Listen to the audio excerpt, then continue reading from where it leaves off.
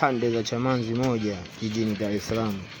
Tunazidi kuwakilisha Pevin Kucholea, tumekufikia, tupo kwa ajili yako. Boresha mazingira na Pevin Kucholea. Kama unavyoona hapa, mteja ametutafuta baada ya kuona uwanja wake unaota nyasi. Alipanga Pevin sasa zimechoka, zeni tunazizika na kufanya kitu kama hiki hapa cha Pevin Kucholea. Boresha mazingira na msimu wa mvua kama huu kutokana na tope. Kama nawe pevi zako zimechoka, usisite kututafuta na Pevin nakupata katika peji zetu za mitandao ya kijamii kwa jina moja la Pevin Block Tanzania. Karibu tukihudumia. Nazidi kuwakilisha. Kama mnavyoona, muonekano unakuja kwenye ubora zaidi.